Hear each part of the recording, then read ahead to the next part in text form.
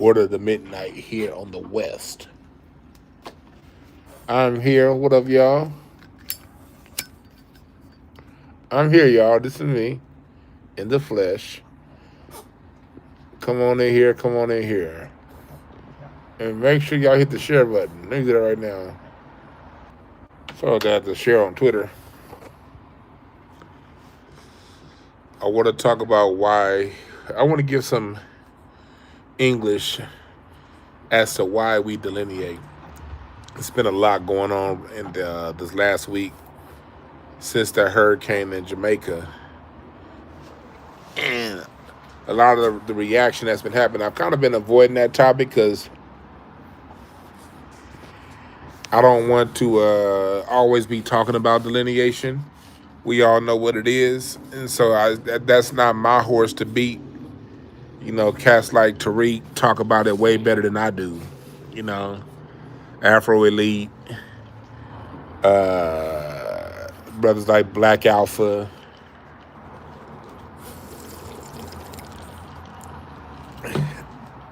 They dropped the game. I like staying over in my music lane. But I want to talk about it. What's up, Alexandria? I ain't seen my mod, Alexandria Sturgeon, in a while. Where the hell? Some of y'all, I gotta hit some of my former, I gotta say former mods because hell, I don't see these niggas no more. Yeah, Mogul Maze, come by the museum. We got a museum show coming November 15th. I wanted to talk to y'all a little bit earlier, but I ended up getting on stage tonight. Wasn't planning on getting on stage. What's up, Rocky? Rocky here chilling with me. I wasn't planning on getting on stage tonight. I was going to go kick it with one of my homeboys who was getting on, and they're like, Dwann, you're here. Go headline. I was like, I'm not, I'm kind of rusty, but okay. So I had a good time on stage tonight. So I wanted to come to y'all about an hour ago, about 10 o'clock, but hey, I got a chance to get on stage, so fuck it. Cry 2 tears in a bucket, fuck it. Let's take it to the stage. So I want to break down from my point of view why we delineate. And this is where this is coming from. I was listening, it's a newer channel, well, not newer, it's an old channel, but it's a channel that I've just started listening to in the last, I would say, 6 months.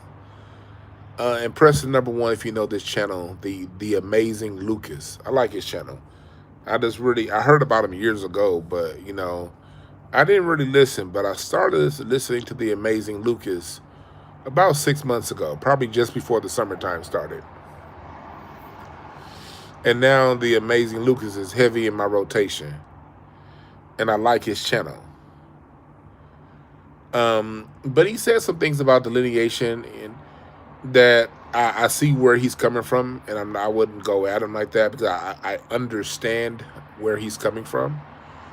But I wanted to give a little bit of pushback, and he was talking about how it's stupid that Black Americans are attacking Africans, and we want to claim America to be closer to whiteness. And brother, that is so not the case.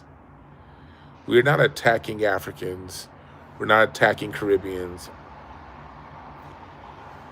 What we're doing is we're at home and we're standing up to people who undermine us at home. Black folks, I do not want any of y'all out there to have any kind of guilt complex or any kind of thing or feel guilty because you're standing up. Our ancestors love and appreciate us for standing up. And this is what I want to say about that. And not just that, you know, there's a few other things. What happened in Jamaica with these Jamaicans this past week, and I don't want to say all Jamaicans, because it was still just a handful of videos. No matter how much those videos were shared, it was just a handful of people that were talking bad about Black Americans. But the problem is those handful of people got a lot of retweets and a lot of shares and a lot of people agreeing with them When the fact of the matter is, the people that was talking about the hurricane and talking bad about the service weren't even black Americans. And this is the issue that we've been dealing with as black Americans. We get the brunt of everything bad. It's like people's, and this isn't white folks. This is other black people, or so-called black people from around the planet. Whenever something doesn't go their way, it's always the black American. The black American has to be the face of what goes wrong. A bacon stuffed chick from England can have her British accent running her mouth, but it's still the black Americans. You know what I mean? And we just tired of that shit, man. We just tired of that shit. You dig what I'm saying? Enough. We are the default of anytime something goes wrong, even here in America. And this is also stemming from a conversation I had with a friend earlier this week. And the friend I had this conversation with, half of her side is South Carolina, black, bliggity black. The other side is from other parts of the world, still melanated, but melanated from Central America and the Caribbean. Now, this particular friend identifies as black. She's very much so black and loves black folks. But she was giving me the point of view from the side of the people who feel attacked. And what she said was interesting. She said that, people feel attacked when black Americans delineate. And she's a regular that listens to my show. And I trust anything this woman says. And so it's like, I know it was coming from a place of love. You know what I mean? This is a dear friend of mine. And so I had to listen to what she was saying. And I had to listen very close. And what she said, Dwann, even with you, sometimes it feels as if you're attacking people from the diaspora. And the people from the diaspora feel like they feel attacked when we delineate. And she said especially Jamaicans because of that Jamaican pride that they carry. And what's up, everybody in the chat? Mogul Mays, FBI Journal, Kadir. I'm sorry, I didn't even say it was Brian Barnes. I didn't even say what's up to the chat room. Excuse my disrespect, chat. But I want to just get to, because this is very fresh on my mind. I was thinking about waiting until tomorrow to talk about this, but I want to talk about this now. Because I've been wanting to talk about this probably since Tuesday, but I haven't had a chance to. So as this friend and I were talking about how people feel, and they were talking about the cultural pride that Jamaicans have, and they felt, she was saying growing up in New York, she saw how the black Americans would talk shit to the Jamaicans and the people and the Haitians and the people from the diaspora, and they feel like that there's something that we targeted them. Let me make something very clear.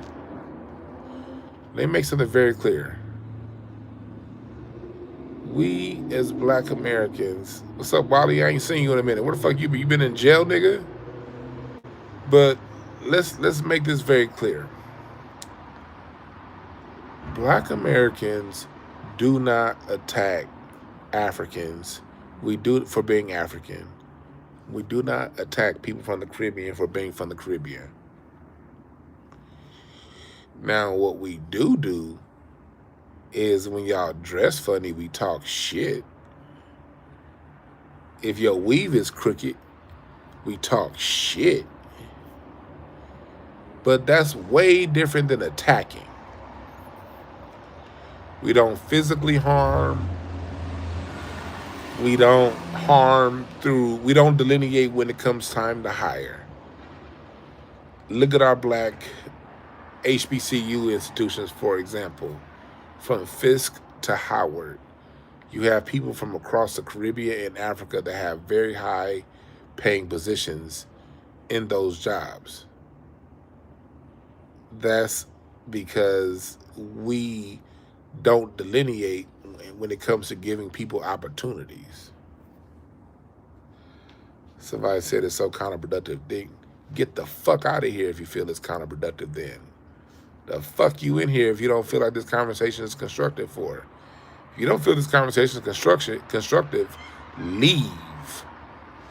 It's that simple. Now for everybody else that wasn't so rude. We as a people don't play that game as far as separating ourselves from other black people. We totally, no, and I want to say this to Amazing Lucas, we totally understand that we as melanated people from around the planet, we're better off together than separate. We are. The Black American understands that melanated people that come to America, we're better off having an alliance with one another than with the white power structure. You dig what I'm saying? We understand that. And let me give you the evidence. The evidence is Gil Scott-Heron's music, Roy Ayers' music, Red, Black, and Green. If you think about it, you know what I mean. Stevie Wonder, Malcolm X, Martin Luther King. Hell, you look at our current politicians in office now. Oprah Winfrey, what does she do? She builds schools in South Africa, not in South Tennessee. You go down the line, we as a people, not only do we understand it theoretically, we understand in practice that we are all better off together. That's just an unequivocal fact. The Congressional Black Caucus.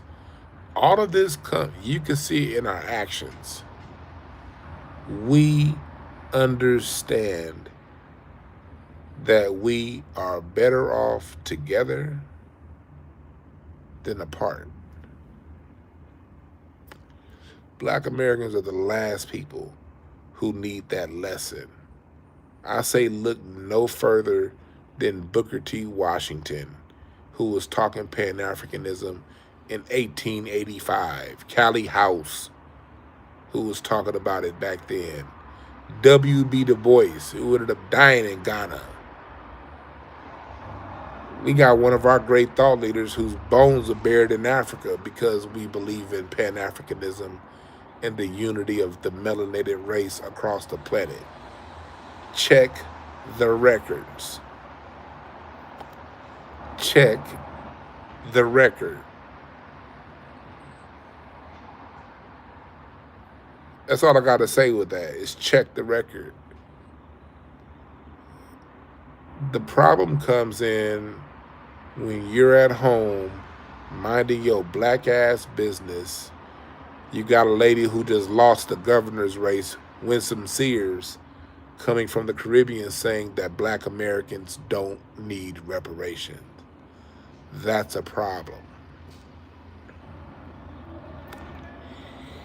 You got Africans like Rachel Dennis buying Essence magazine and hiring only other Africans, not black Americans, when that was our creation.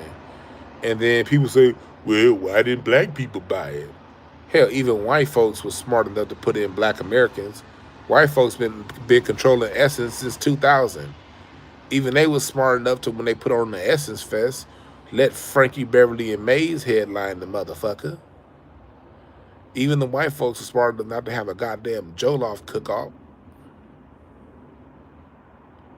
Sometimes you remember this, black people, we are at home.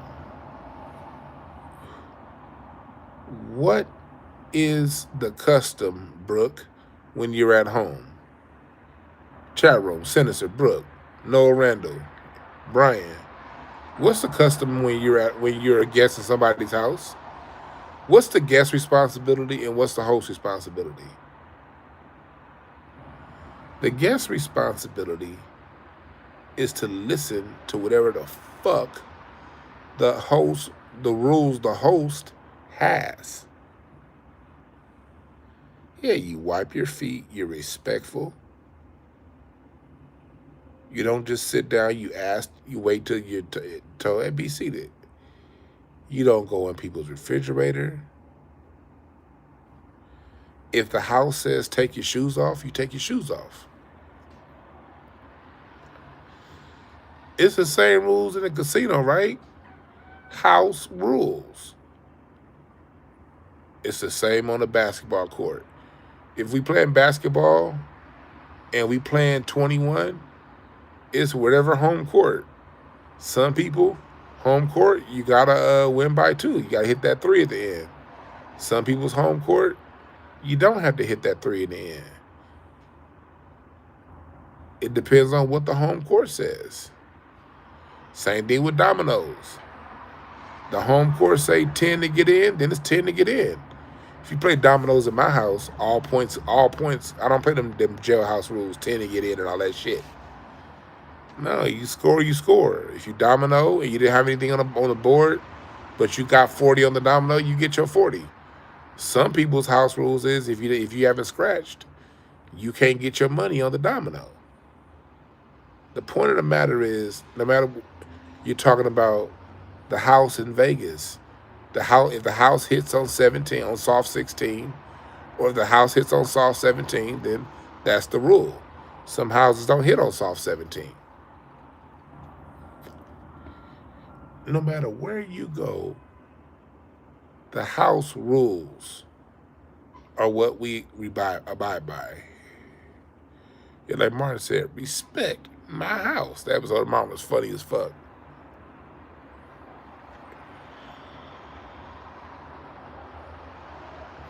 So, you're at home. Nah, Brandon, look, it ain't no 10 to get in. Hell nah, not at my house. But if at your house it's 10 to get in, then hell, it's 10 to get in. I'm not going to argue with you in your house. What happens is people come here and they look at this house as the white people's house, not ours.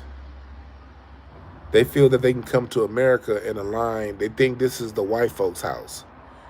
But here's the problem. Y'all see this as the white folks' house, but the white folks don't let y'all move next to y'all. The white folks make you move next to us and with us. The white folks put you in black schools, not white schools. The white folks makes you compete for black Americans' jobs, not their jobs. And in spite of the propaganda you've been taught, we are the constructors of this house. We live here, been here for a long time. And we got a certain way that we act and a certain way that we get down.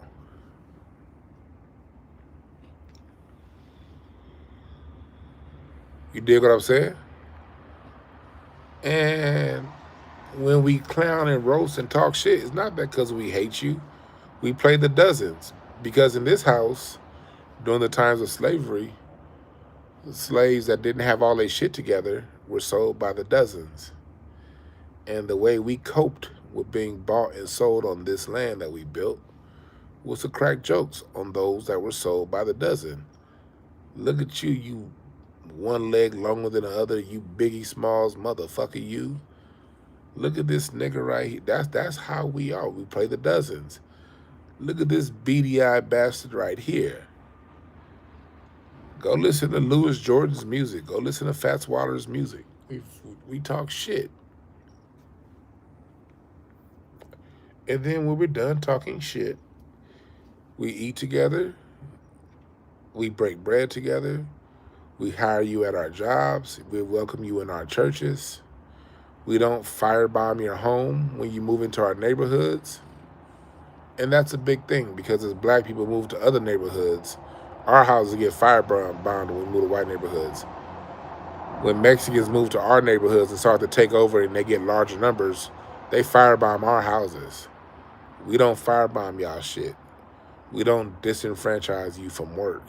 We don't get in your way. We don't impede your progress. We don't get in any way, shape, or form. We do not get in your way to make a living for yourself and sustain yourself. We just talk a little bit of shit. Toughen up.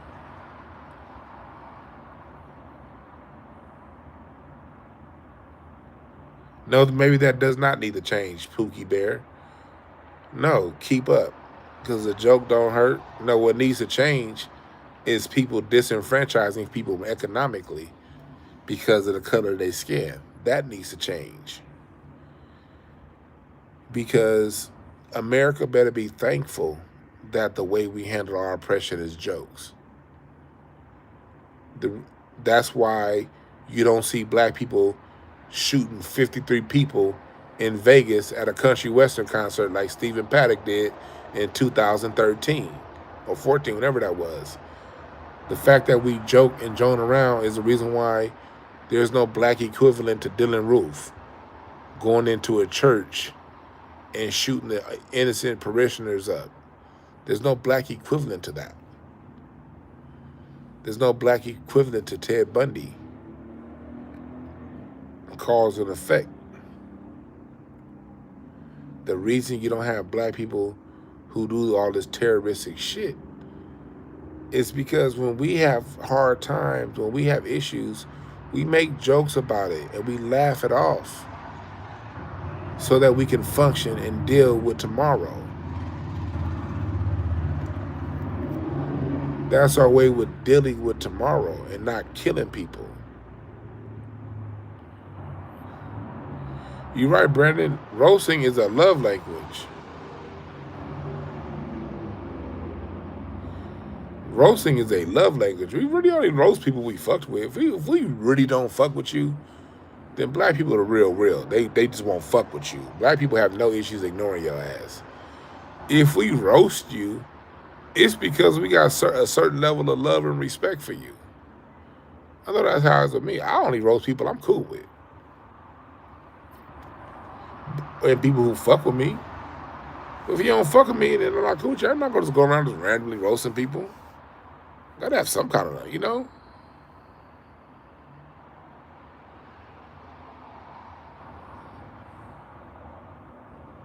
Somebody said, you've been Americanized completely. Yes, stupid. We're Americans, Figaro. Yes.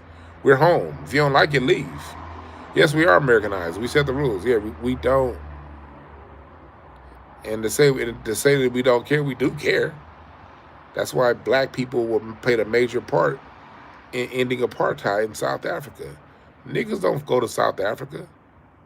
But it was our leaders and our singers and our artists and our entertainers that was liberating South Africa. So to say we don't care is just disingenuous.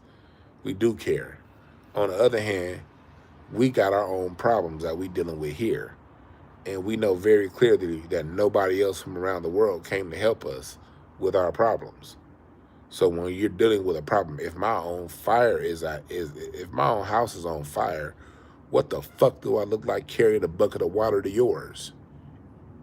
Idiot. Black people at home are dealing with a house that's on fire. And you got people who come here asking us, why ain't you taking no water to my house? Fuck you. We're home. We don't have to change. You decide to come. Either you can get with the program or you can stay mad. But anger's a choice. Anger's a choice.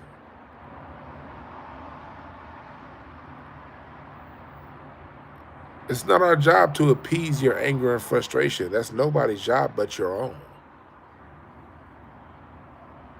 And that's why I want to get to my next point I want to make when it comes to this. We, black Americans, the problem is these other groups do not respect us. We're going to have to get very real about that. To hear people come to America, see what we're dealing with, see what we go through, and for them to have the nerve to say, but you don't help us. You know what that is? That's those people seeing us as slaves, whether consciously or unconsciously.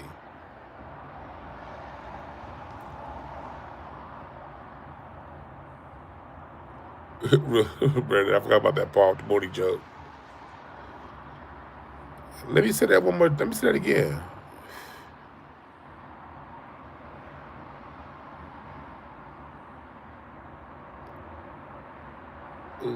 I remember as a kid, Nelson Mandela came to LA, I think it was like 1990, 91.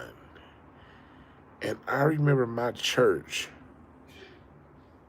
having a bus for everyone who wanted to go see Mandela. My church offered a bus. They had a church bus. They offered the church bus for those who didn't have a car. And they had reserved a certain amount of passes to go see Mandela. And seeing Mandela come to the LA Coliseum was a moment in my childhood. That was a moment. We love Mandela. I remember as young as I can remember, I remember hearing people up and down, because I've always lived somewhere off Crenshaw. I remember going to Leimert Park. My dad would stop at Phillips Barbecue in Leimert Park, or that liquor store, or that Flair Cleaners on the corner of Leimert Boulevard. Y'all know, if you're from LA, you know what I'm talking about. And I remember the Free Mandela t-shirts.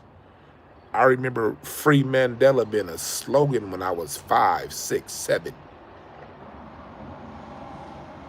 And when he got freed, Black Americans rejoiced.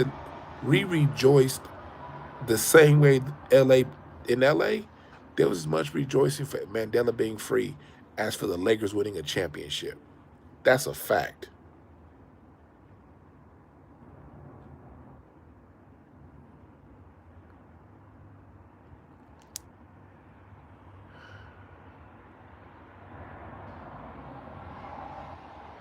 Who's this Soy Tupre 909? There is evidence. What Brooke is saying, there is evidence, archaeological and linguistic. And let me add one more, musical, of our indigenous heritage here. If you want to understand why we're indigenous, look no further than goddamn George Washington Carver and Benjamin Banneker, two people who understood how to work the soil on this land. You can't come from another continent and know the soil here. You's a dumb motherfucker if you believe that. Like, bioengineering is a field, and Benjamin Banneker created the Farmer's Almanac. The invasive species, the European, their farming was off by 4 weeks because they didn't understand the stars' relationship to the soil. And it was a black man, Benjamin Banneker, that reworked that and created the Farmer's Almanac. And then George Washington Carver, when a lot of the land was dying in the Midwest from over farming, he's the one that created ways to regenerate soil. The only way you understand how to regenerate soil of a land is if you're from there. Fuck out of here.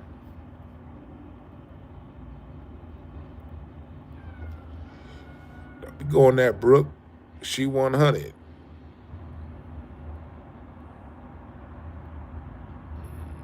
So back to what we're talking about.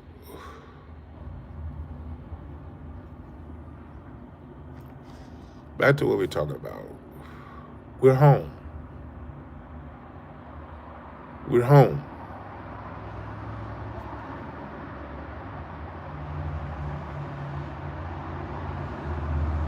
And it's upon you if you choose to come here, because coming to America is a choice now. The majority of Jamaicans are in Jamaica. The majority of Nigerians are in Nigeria. And if you from Nigeria, you can go to England, you can go to South Africa. A lot of Nigerians are going to South Africa to get work. The planet is your oyster. You can go anywhere you want. Well, lately, y'all Nigerian visas have been getting taken away because all that goddamn scamming going on. That's not me cracking a joke. That's just me reading the news. But people from Jamaica, people from the Caribbean, y'all can go anywhere y'all want in the world.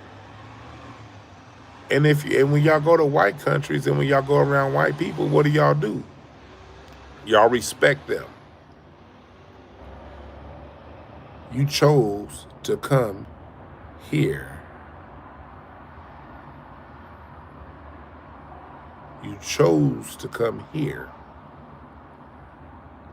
And Figaro, do you know why the majority of black people are in the South?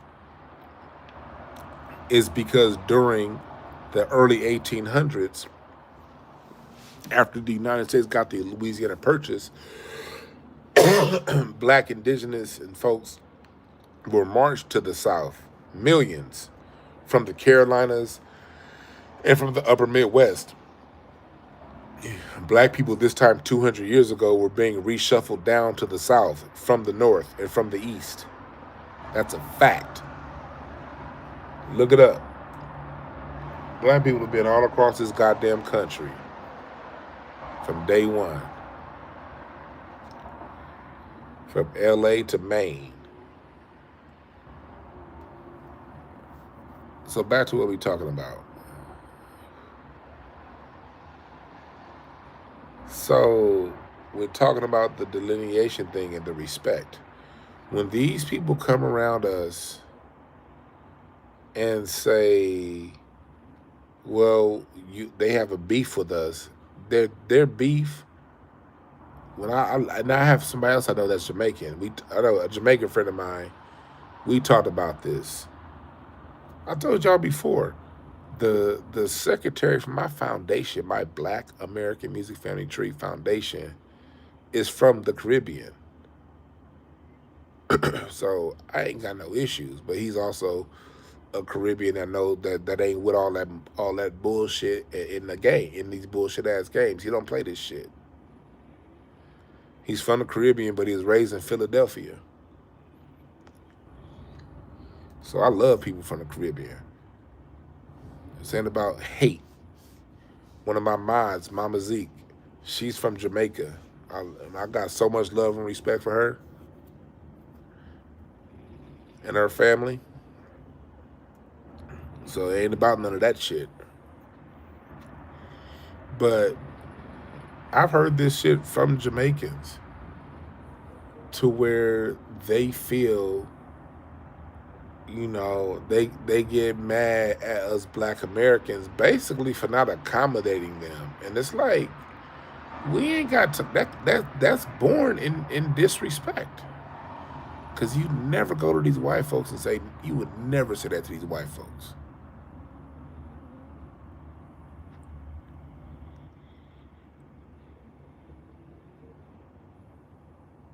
What's my stance on America bombing Somalia? Well, Somalia need to punch back. Shit. It's like any other bully. Bully hits you, hit him back. If you don't hit the bully back, what the fuck can I do? That's my answer to that question. It's a dumb question, but that's my answer to that question. What does Dwann Brown feel about America bombing these other countries? I don't like America bombing nobody. I'm not behind bombing. I don't like people dying. But shit, nigga, hit them back. If you don't hit them back, what the fuck can I do? Shit. What I'm worried about is these Somalis coming here to America and being disrespectful when they in a 7-Eleven. That's what I'm worried about. I'm not worried about, thinking about. I'm thinking about me going to go pump my gas and having to deal with a disrespectful ass Somali that's acting like I'm there to rob his store. What you think about that? Why do I got to deal with a disrespectful ass Somali here in my homeland thinking I'm here to rob somebody? Nigga, I came here to this 7-Eleven to get a Slurpee and 2 candy bars for $2.50, nigga. I'm at home and I gotta deal with that shit. I don't want to deal with that. Just another microaggression. Black Americans, we deal with microaggressions every day. They ain't got people coming over here adding to the microaggressions. Fuck out of here. I think about when there's a Somali person that runs a job, runs a company, they're not going to hire a black American. What do you think about that? What do you think about that? When it's a Somali guy running shit, has the ability to hire, he's going to hire other Somalis. That's what those people in Minnesota. That's what I hear about from my black Americans in Minnesota. My black Americans in Minnesota are telling me that the Somalis get into positions and they hire other Somalis. Ask me them stupid ass questions. Don't ask me no motherfucking question unless you ready to bring your motherfucking lunch and bring it, nigga. What do you think about the Somali Ilian Omar fucking her, marrying her goddamn brother, and being more concerned about what's going on around the world than what's in America? What do you think about Somali Ilian Omar doing more for her Somali folks in Minnesota than and ignoring the black Americans? What you think about that? Nigga, I'm at home. Ask me questions about here, bitch. Nigga thought he ate with that stupid ass questions. Nigga, let's talk to some motherfucking Somalis in Minnesota and see what they think.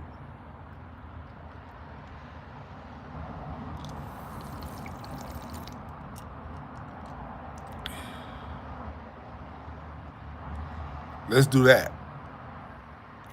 So what do I think about America bombing Somalia? I don't like it. I don't like America bombing them people in the Caribbean, them in Venezuela. They said I don't like that. But shit, what is the question? What do any of those people think about America bombing Philadelphia in 1986? The move bombing. Huh? What do people around the world think about the first bombs ever dropped from an airplane was dropped on Tulsa, Oklahoma? What do people from around the world think about black Americans being gentrified out of our own neighborhoods? And the way that's being done is when people from other countries come to this country, all the good city jobs, all the good construction jobs, they hire their own and not us. And then let me say something else. And this goes back to something I saw the amazing Lucas say. And again, respect to amazing Lucas, but he even brought up that point that liberals like to bring up. They always downplay black Americans when we say they come to take our jobs, and then they go right to picking cherries. Let me say something, black Americans. We gotta check people who say that. We cannot let that lie go on anymore. Picking cherries was so 60 years ago. The problem is when they come over here, they use minority benefits that our parents fought for and grandparents fought for to take college positions. They come over here and they become the hiring manager at the Department of Motor Vehicles. And the minute a Mexican, a Puerto Rican, a Nigerian, a Chinese, a Japanese, a Filipino gets the job at the local Department of Motor Vehicles, who do they go to hire? Not us. And yeah, Amazing Lucas is dope. I like Amazing Lucas. I love Amazing Lucas's channel. Like I said, I just discovered it 6 months ago, and I rock with Amazing Lucas. But when you say things to side play, oh, it's just black Americans. They are the immigrants only come here to take jobs we don't want. No, we want truck driving jobs. My dad was a truck driver. Local, thank God my dad didn't go across the country. But I saw my dad come home in the 80s and the 90s from his union meetings. And the black truck drivers are demanding a 50-cent raise. But every year when it comes time to demand something, as for every black person that leaves that job, a Mexican replaced them. And my dad's wages stagnated from like 1989 to basically damn near when he retired. Why did his wages stagnate? Because the job would hire Mexicans and they would work for pennies. So they didn't need to listen to the unionized black truck drivers. That's the problem. The problem is that two Indian dudes in the last 3 months done killed American citizens, and they got CDLs, and they don't even know fucking English. Those are the jobs. When I worked in mental health, the only reason why I got hired was because I knew the person that was over hiring through a friend. Those jobs said bilingual preferred. And guess what? Back then, let's just say that the job starts at $50,000 a year. If you bilingual, your starting pay is $59,000 a year. So not only do people and if you're black and bilingual, you still don't get the job. We know bilingual black folks. I know a bunch of niggas that done took Spanish and learned that shit just so they can get a job. Did it work? No.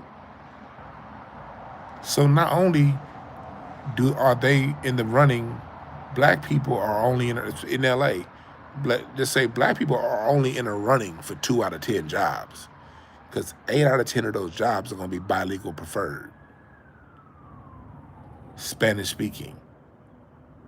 That's going to be 8 out of 10 of those jobs. And not only do they have a wider pool of jobs they can have access to get, they also get paid more because they speak 2 languages. So you get the job, and if a black person happens to get the job, he or she is gonna automatically be the lowest paid person there because they don't speak 2 languages. That's real.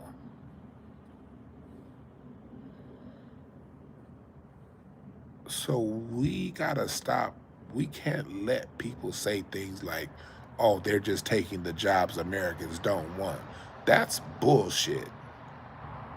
I got a family of truckers, cousins that truck, and they wages been stagnated because America keeps allowing people to come over here illegally and undercut the price of wages.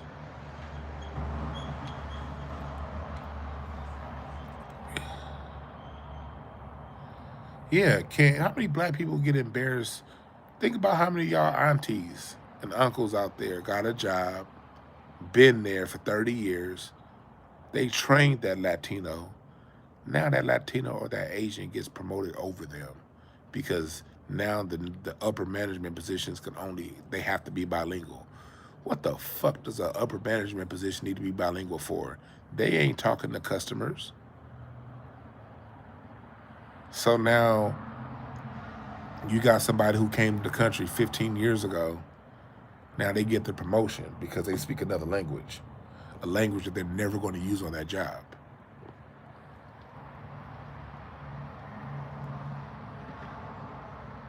This is the reality. We got to live in reality, not the world we want, the world we're in. This is reality.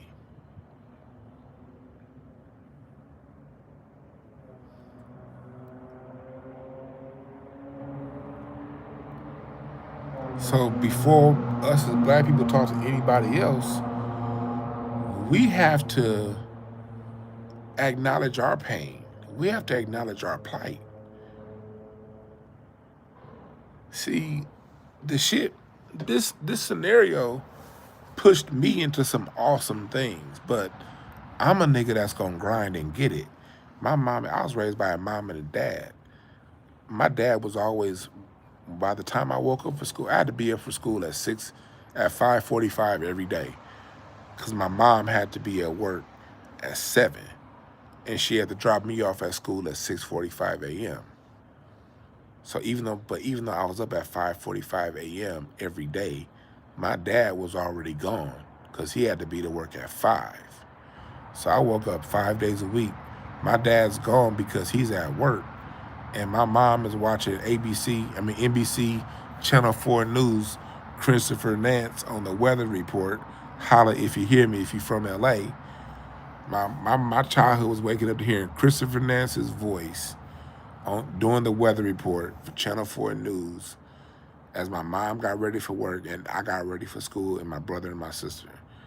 And my mom got my brother and my sister and me all ready to go. And she dropped them off at the bus stop to go to school, take me to school, drop me off, and go to work. I was raised in that. What's up, Brandy? I went to middle school and high school with Brandy Kane. Y'all think I'm bullshitting? I went to middle school and high school with Brandy Kane. Salute to her. She a dope-ass rapper. And just an overall good person. Y'all need to follow Brandy. She be knowing what the fuck going on. Keeping my ears to the streets here in LA. When I be thinking about all kind of other shit. Brandy always remind me of what's going on here locally, so I appreciate Brandy. But this is the plight that we got to deal with here in America. And everybody ain't got that kind of hustle. It was bred into me, but everybody didn't get that kind of upbringing. So, and just because you're not a hustler don't mean you should fail. I have compassion. I ain't the kind of person that's gonna be like, well, since I hustle, everybody gotta hustle.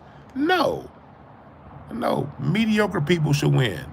Every day I go around, I see mediocre people winning every fucking day. I got this one client. I'm not gonna name the name of this company, but they're a really big company. I'm doing a good training for them right now. Man, the person that's a receptionist, that person's a fucking dingbat. They be sending emails to my assistant, misspelled. They don't know the difference between an adjective and an adverb. They be forgetting shit, losing shit. And I'm like, this person is mediocre as fuck, but I know that position pay at least $100,000 a year. Mediocre people got $200,000 a year, $200,000 a year jobs, $100,000 a year jobs, $90,000 a year jobs every fucking day. Why is it only the black cream of the crop gotta be the ones that get paid? I want to see black mediocre people winning too. There's nothing wrong with being mediocre. Most of the world is mediocre. There's nothing wrong with that. But we as black people will turn around and get on our high horse, be like, yeah, you broke, yeah. Nah, shut the fuck up, nigga. Well, I grind, you should grind too. Yeah, and as hard as your black ass is grinding, it's some mediocre white boy that got a job that pays twice your grind. You grinding 70 hours a week to run your business. You got a white boy that got a 40 hour a week job, but he's maybe pulling 15 hours a week, and he's making 3 times what you make, and you want to shit on another black person because they don't grind like you. What the fuck is wrong with niggas like y'all?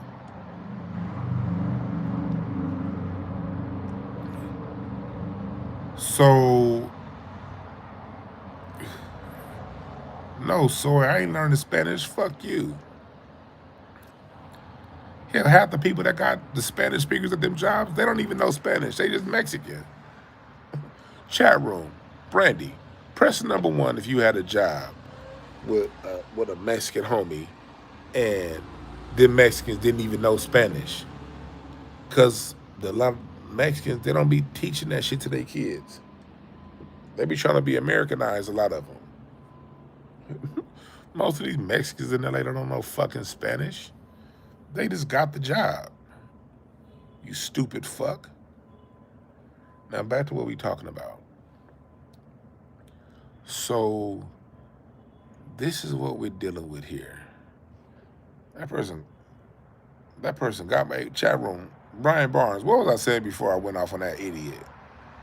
I lost my train of thought because of that dickhead. Chat room, help me out. What was I saying before that? Brandon, somebody tell me. Bree, LAX, tell me, what was I saying? I lost my train of thought because of that stupid motherfucker. What was I saying before that? I lost my motherfucking train of thought.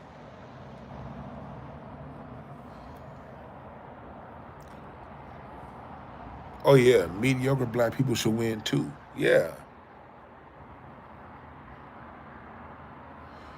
So I said that to say the reason why I got to where I am right now is because of racism. Thank you, racism, for pushing me to where I am. Because I for damn sure tried to take to just let me get a good job.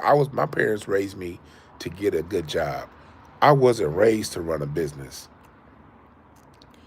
Matter of fact, my parents taught against running a business, especially my dad, because my dad saw his parents, my grandparents. He saw what they went through at the during Jim Crow, at the in L.A. running a business in the 50s and the 60s, and then seeing basically them get running their business, and these foreigners come in taking over. And my dad had a bad taste in his mouth when it came to business because of what he saw his parents go through. So I was raised to grow up and go to school, get a degree, get a job. Brandy Kane should tell you I'm a straight lace ass nigga outside of smoking. Well, I include smoke. Straight lace niggas smoke weed and drink. But I don't be in that bullshit. I never was. Me and Brandy grew up in neighborhoods with niggas all up in the streets. I wasn't that guy. I was right there in,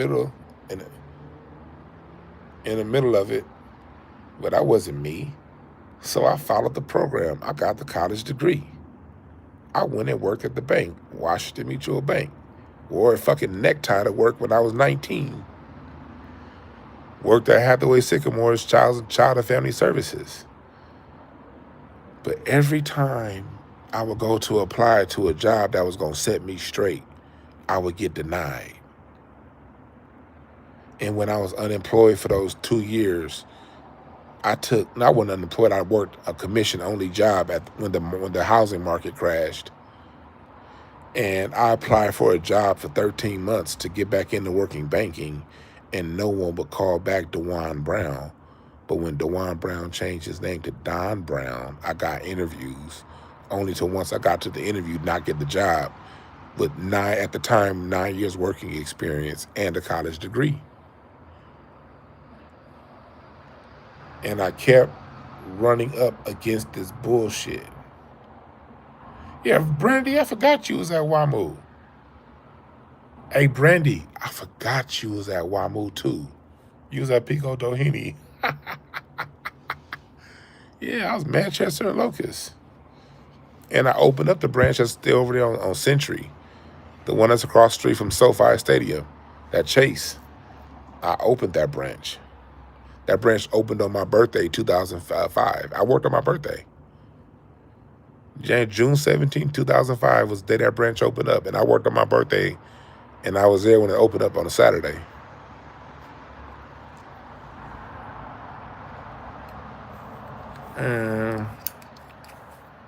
Brandy, you remember George? George worked at WAMU too. He worked at the one by the Fox Hills Mall.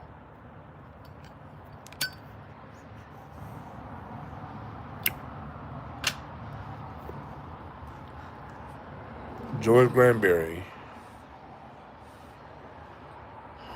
But every time I would go for a promotion, I couldn't get it. Every time I applied for a job that was going to put me where I could make $90,000 a year, I had the qualifications to make $90,000 a year plus commission at other banking jobs, but I wouldn't get it.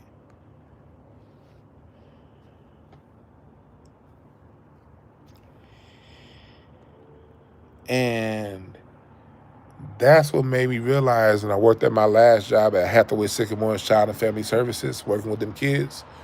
That job had me in the field. I was working in the field.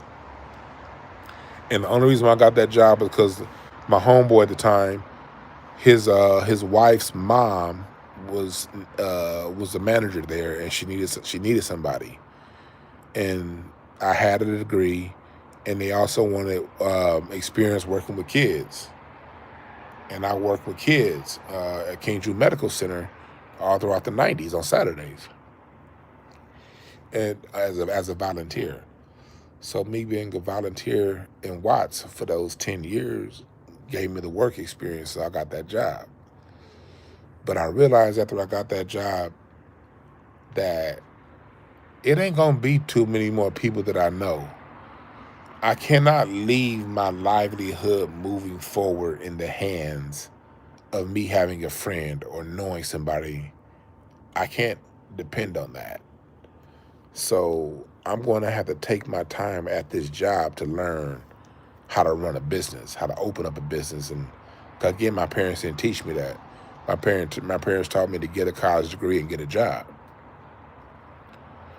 So I had to grind twice as hard.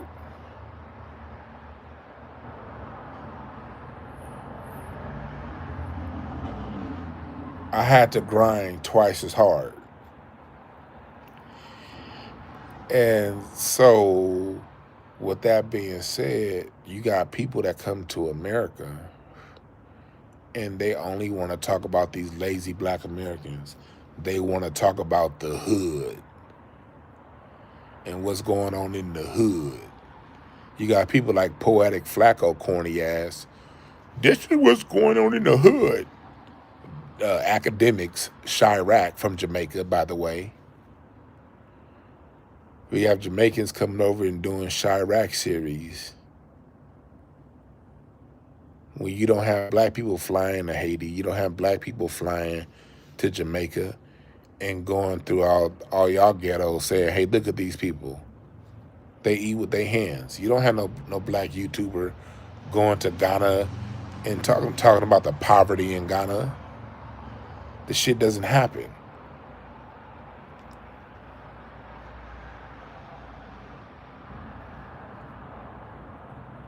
None of us are doing that. You wanna go inside, Rocky? You cold, baby boy? Hold on, Rocky cold. I'm gonna let Rocky inside. Come on, Rocky. Oh, I dropped my blunt. Hold on, let me let Rocky inside.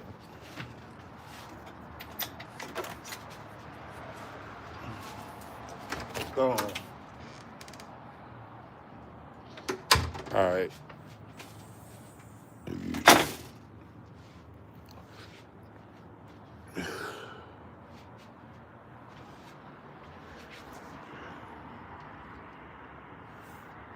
There's an experience that we have as black Americans. And I ain't the only one. But we get so much disrespect and we're just tired of it. I'd rather we all come together too.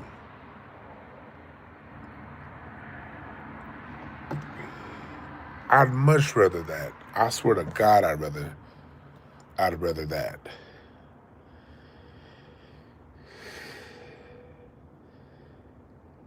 But nobody seems to acknowledge our humanity. And nobody seems to check the people from their homeland that talk shit about us. Going back to that friend I was sending out from the Caribbean I was sending y'all about earlier, with half Caribbean, half black American lineage. I said they're talking about how mean we could be when we snapping and cracking jokes. And she was talking about me, how I get on this channel sometimes. And she was right. She wasn't lying. I do be saying some crazy shit sometimes. Sometimes I go back while I be clipping my videos up. I'll go back and be like, damn, nigga, I said that. Shit. That was wrong. Whatever. I said it. I've caught myself a few times be like, oh, nigga, you went a little bit too far. But whatever. I don't care. Because when I crack jokes on other black Americans, guess what? I don't care. I used to treat other people with kid gloves. Like, man, I'm not gonna go back. African talk a little bit of shit. Man, I'm not gonna. I'm gonna let that ride. Chat room. Press number 1 if you felt the same way in your life before we started delineating. If you hear the little culturally disrespectful stuff other groups will say, and your reaction be like, you know what, I'm gonna let that slide.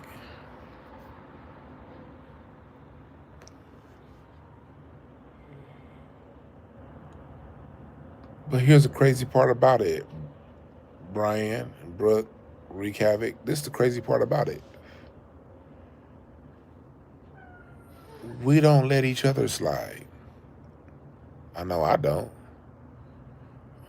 Another black person. It's like we have that comfort with each other to where we know we can just go there. We don't let each other. We don't let our. If a black American, if your lineup is tilted to the side, nigga, don't come in with a rhombus shaped lineup on your head. You are going to get all of the work, nigga. You better not. You better not, nigga, have a Maurice White hairline and you try to spray that shit in. Look at how we niggas is treating Jaylen Brown right now from the Celtics. His hairspray been rubbing off on niggas' jerseys and shit.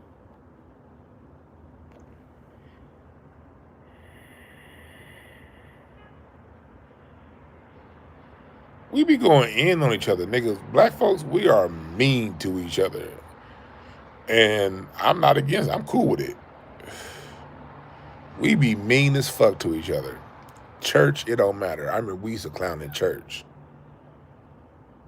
We used to, like, church is where the biggest joke, like the funnest time of my life, the funniest jokes that have ever happened in my life happened in church. We be in youth service. I remember it was this one time we was, I'm gonna tell y'all a quick little story. We in Wednesday night Bible study, right?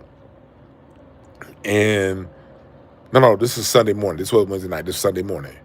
We in Sunday morning youth service in the youth room. One of my homeboys come walking in the door, and he had a bow tie on, and he thought he was fly with his bow tie. And one of the other kids was like, "Bean pies?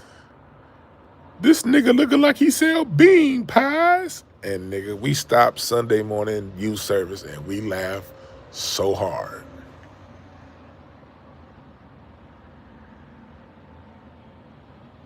We laughed so hard. I mean, that was a typical youth service. Nigga, you couldn't come to church looking fucked up. This nigga had a cool, like, I'll never forget, Keon had like on a vest, a white shirt, and a bow tie. And that nigga got clowned.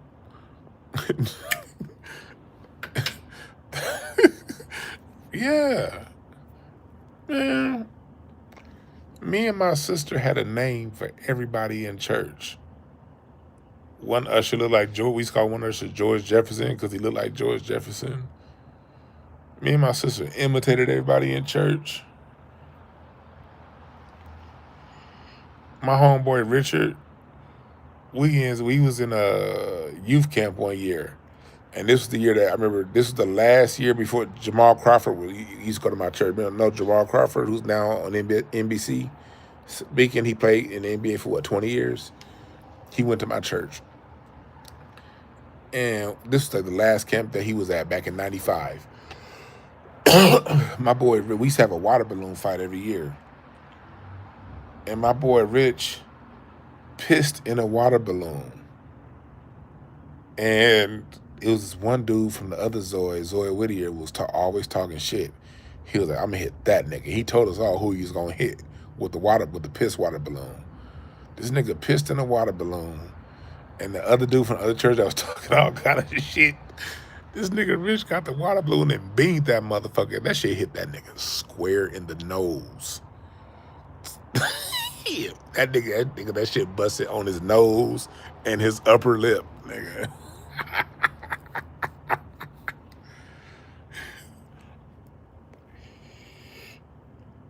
I said that to say, that's just who we are. Who are you to expect a 15-year-old to say, hey, no, let's stop cracking jokes because this person's from Ghana and that might be culturally insensitive to not say a joke about Umbute Ubekwe because they from Ghana. Nigga, ain't no 15-year-old gonna do that. Fuck out of here.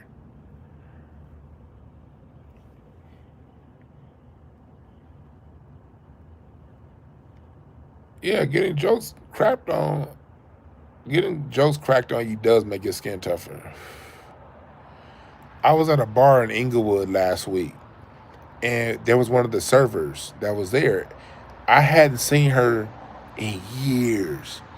She went to church with me, and the camp the year before, she almost died at the same water balloon fight. It was like an annual water balloon fight at our youth camp. But she slipped and hit her head on a rock, and she almost passed out. And we deep in the woods, so it ain't no fire truck nowhere near us. And I remember she almost like checked out, and then the ambulance finally came like way later because we like deep in the woods.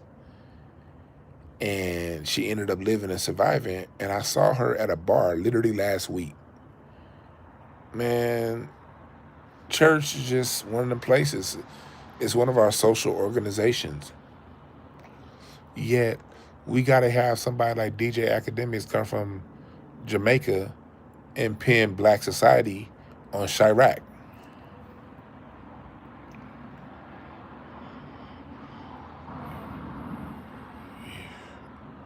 And clown ass establishment FBA black people like Joe Budden platforming and legitimizing a DJ Academics. There's always a black American that legitimizes this shit. I'm not gonna sit there and act like we say we all like perfect. Nigga, we are not perfect. Usually it's a black man that be setting the rest of us up, opening up the doors for these other people to fuck us over. That's how it happened 99% of the time. Usually it's a black person that be helping other people fuck us over. So I ain't about to sit here and act like black Americans are innocent. A lot of us are full of shit too.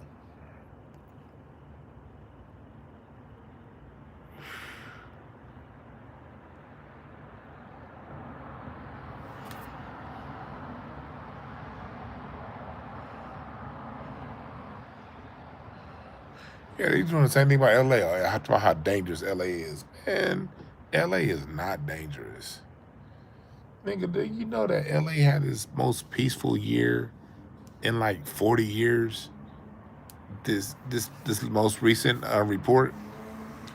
LA had the least amount of crime last year than it's had since like the 60s. It was more dangerous to be, it was way more dangerous to live in Laurel Canyon in 1968 than it is to live in South Central LA. Like, nigga, stop it. All the people talking about they scared of LA. Stop it. Now, I do blame some of these LA podcasters. They be doing the most. Nah, man, LA this, LA that. Nigga, no, LA is a place where if you mind your fucking business and you ain't flashy, you're fine. Now, you can't come out here with a whole bunch of ice stunting on niggas. People are hungry. If you stunt, nigga, sharks are gonna attack. When the shark is hungry, it attacks. People out here hungry. So, but that's not just black. That's true with the Asians. That's true with the Armenians. That's true. Matter of fact, the murder rate out here in LA this past summer, shit, it was more murders with them Armenian and Russian. There's a war going on right now with the Armenians and the Russians. It was more people that ended up dead with that than street violence in South Central LA. Man, I grew up 1988. LA had 1,800 murders. Last year it had like 350. Fuck out of here. 87. I was riding. I was 1988. I was 7 years old, and I was walking from Slauson and Broadway to Main Street and 49th to the store to San Pedro. Man, please. This shit is not dangerous now. This shit is peaceful than motherfucker. LA's hella peaceful. We just had the Taste of Soul a couple weeks ago. 500,000 black folks out there and not one problem. Not one. On Crenshaw Boulevard. Over 500,000 black folks out there. Nothing happened. And that was for the 20th year in a row.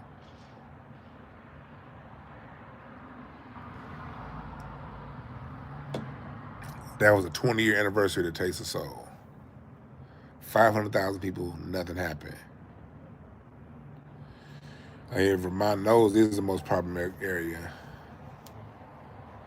Where the sheriff patrol up and down Fig.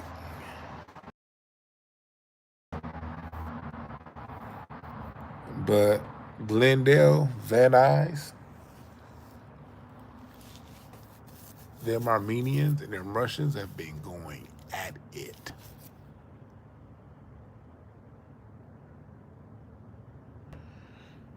Damn, mister, you stay right by 77th Street Police Station. No, I grew up on 58th between Main and Broadway. That's where I grew up. That's where my grandparents were. And I was with my grandparents more than I was with my parents. Like socially, I would only go home. My parents worked a lot, so I would go home to sleep every night and then go to school. Then my grandma would pick me up. So I spent most of my social life up until the early 90s was on 58th Street between Main and Broadway. That's where my social life was.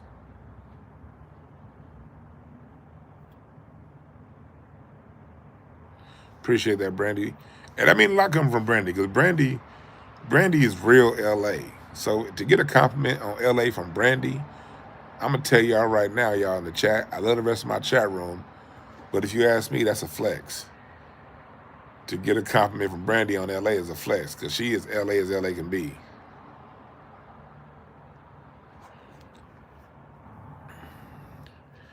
Brandy used to be on Crenshaw with Nipsey. And I ain't talking about, she was around for Victory Lap, but I'm talking about early mixtape Nipsey. You see Brandy and Nipsey together? That's how LA Brandy is. But I moved to, my parents lived on 71st and Western in those apartments. That's where I was up until 1986. Up until 1986, I was on 71st and Western. But I played at my grandparents' house on 58th and Broadway. I didn't play on 71st and Western because there used to be crack needles in the sandbox. So my mom wouldn't let me play there. I'd do all my playing on 58th Street.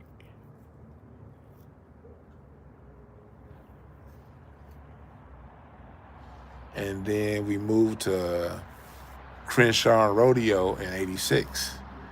So from 86 to 98, I was on Crenshaw and Rodeo, in between Rodeo and La Brea on Chesapeake. I was on Chesapeake between Rodeo and La Brea from 86 to 98. But I was still spending a hell of a lot of time on 58th and Broadway.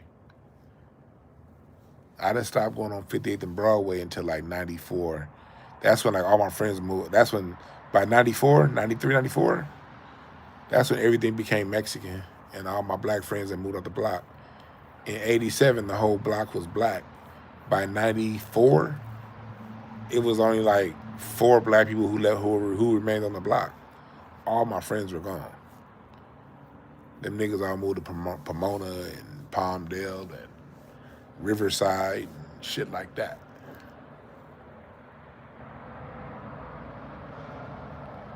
Brandy says on Crenshaw and Jefferson. So you was you was over there, by the train tracks that didn't work back then.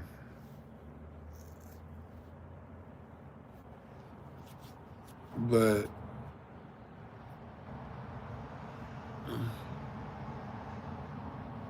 so yeah, I used to be on my bike over there. My rule was when I lived on Chesapeake, my mom's and my dad's rule was I could not go past Crenshaw when I went east. but I can go as far west if I want it, as I want it.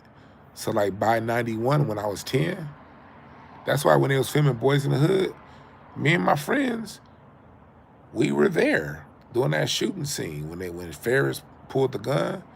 Like people was like, "Hey yo, I heard Ice Cube was doing a movie on Crenshaw," so we all got on our bikes and went down there. Now I wasn't there when that scene was filmed because it was nighttime. I was only 10 at that time, so I wasn't out there that late. But earlier that day when they were staging that scene, we was out there on our bikes. Yeah, Thrifties, Jacks, Yum Yums.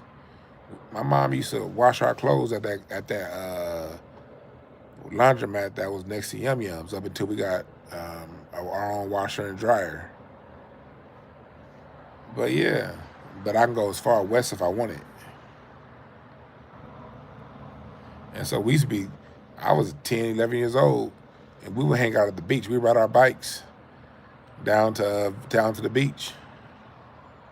It took about 45 minutes, hour to get there. Conroy's. Cameo Cleaners, Brandy. What you know about, my mom stopped going to Cameo Cleaners because they kept losing their clothes.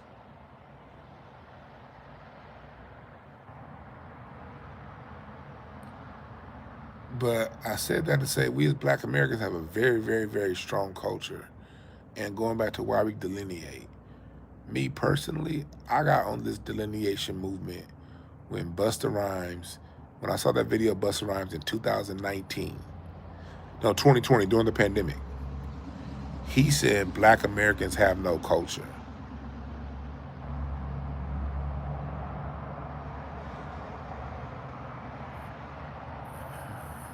Yeah, Dockwater. I didn't ride my bike to Dockwater. We would ride that shit up to the Santa Monica Pier. Take the Bologna Creek. The Bologna Creek take you down to Marina Del Rey. And go right, go to Venice Beach, ride the bike down the boardwalk up to the Santa Monica Pier. That's what we was doing.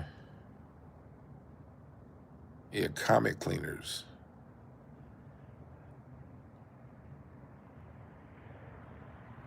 But yeah, if you're from that area, you know there was and it's still there. The Bologna Creek behind Fedco. You get on at the Culver City Library. That's where you get on the bike path. You ride your bike down Rodeo. It curves around to Jefferson, and then you make that right there at where the Culver City Library is. Or no, not there. You do it before that. You do it on Duquesne. That Duquesne Street, Duquense. You go there, and that's where you get on the bike path, or you go down to Duquesne, then we take that, and then you go past the Culver City Library and take that shit clear straight to Marina Del Rey.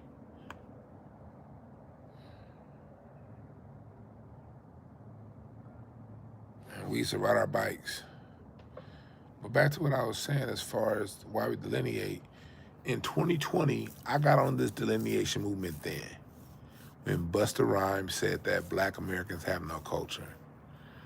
And then when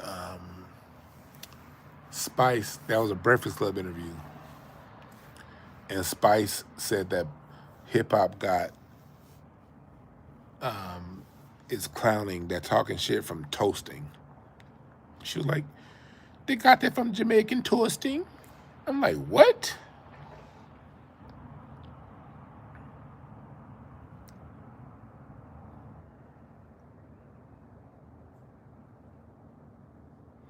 A lot of black folks work at Target now. What's up? Yeah, we didn't even know Busta Rhymes was Jamaican. That's the word. That was the craziest part about it. I was like, nigga, we didn't even know you was Jamaican. Now you talking all this bumbleclot bullshit. Fuck out of here, nigga.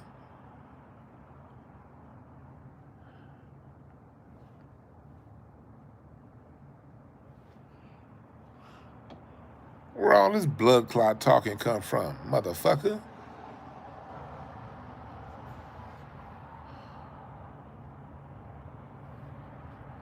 Like, where the fuck did this come from? That's when I was like, we have a problem.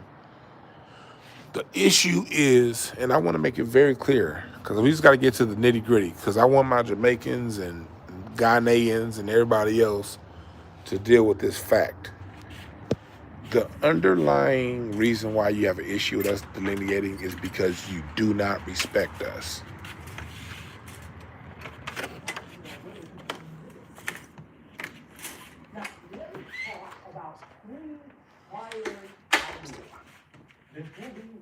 But the camera's off. That's what it comes down to.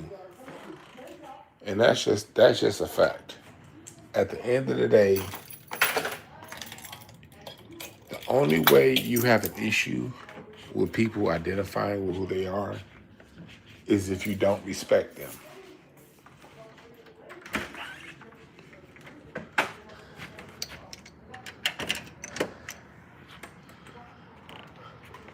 That's the only way that's a problem. Because if I respect you, I respect your right to individuality. And I think that there are a lot of people from the Caribbean and from Africa who just need to deal with that.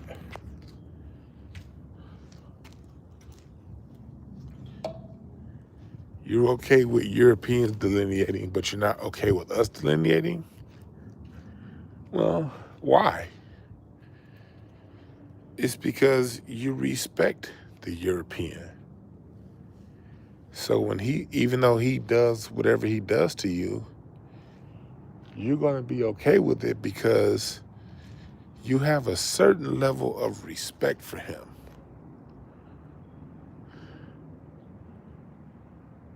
It's a respect factor. That's just the nitty gritty of it. And not saying your respect is, your disrespect is intentional.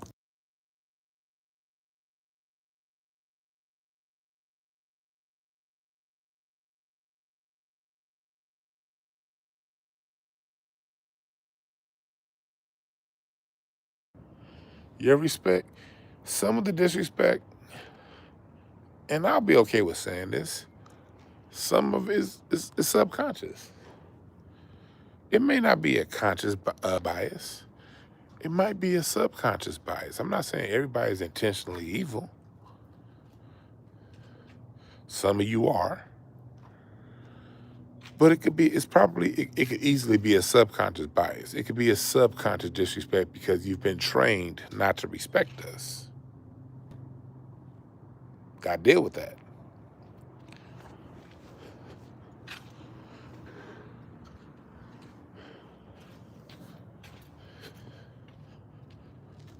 We got to deal with that fact.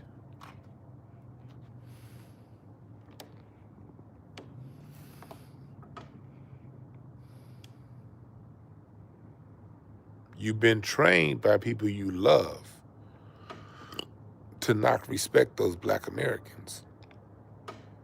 Those black Americans are dirty. Those black Americans are gang members. And yes, you love Michael Jordan.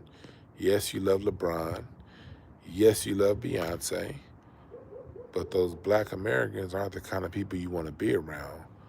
You just experiencing the same cognitive dissonance the white American experiences. I was watching, I'm just now starting to watch football again a little bit because I got a contract I'm getting ready to sign to work with a lot of kids that are NFL prospects. I'll tell you all about that move once it happens, though. I've been working on this move for about a year. But anyway, I was watching part of the Raider game, and one of their linebackers in the chat room, tell me if y'all know who this was. I forgot. It's one of they kept putting the camera on him for Monday Night Football or Thursday Night Football. And he had a tattoo of Muhammad Ali, Michael Jordan, and Kobe Bryant on his stomach. Who's that white guy, that white defensive guy for the Raiders? Chat room, if y'all watch football, tell me, because if this was 10 years ago, I would know exactly who the fuck that is. But I don't really watch football like that no more. I'm starting to watch it now because it's about to be part of my job. But what's his name, Macklemore or something like that? Whatever the star white boy, Max Crosby, that's who it was. Max Crosby. He had on his stomach, and it was a dope tattoo, Muhammad Ali, Michael Jordan, and Kobe Bryant. So everyone experiences that cognitive dissonance of black. That the movie Do the Right Thing, it illustrated it beautifully on Do the Right Thing. When the dude was talking about, yeah, his favorite rock star was Prince, but he still hated niggas. Well, people from the Caribbean and Africa have that same dilemma.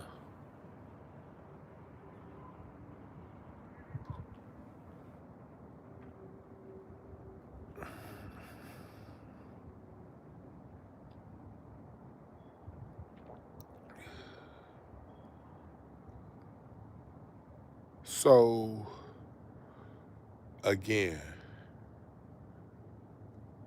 to the people who say it's stupid that we infight, I 100% agree. I don't want to argue with other melanated people. Hell, I don't want to argue with white people. Racism is stupid as fuck. I don't want to argue with nobody. I believe everybody should exist. I believe humans should be able to live anywhere on the planet a human wants to live.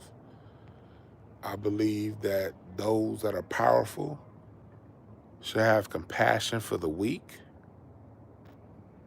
I think the elderly should be taken care of, no matter how, if they work or not during their life. I believe the mentally insane should have institutions to where that they can reside at. I think that no child should be harmed. I think that no human should be harmed. I don't believe in violence. I believe in diplomacy. My degree is in communication studies. There's never been an issue that I have not been able to work out with with proper communication. Every issue I've ever had has been worked out with proper communication. I understand through experience and life that communication and diplomacy works far better than violence. But I got to live in the world that I live in. I understand, even though that's how I feel, even though that's what I want, that's not the world that I live in. And I have no control over that part. So, since that's not the world that I live in, my behaviors have to adapt to the environment in the world that I live in. I would love for us to be one. But the fact is, and yes, it hurts, because it shouldn't be this way. But the fact is, that's not the world that we have. People do not respect us. I wanted to make sure I got on camera when I said this part. I ain't seen Space Rice Crispy in this chat in a minute. What up, dog? Been like a year since I seen that nigga in this chat. But we just have to get down to the nitty gritty of what it is. People do not respect us. And that's why people attack us for delineating and not the people who've been delineating since day one.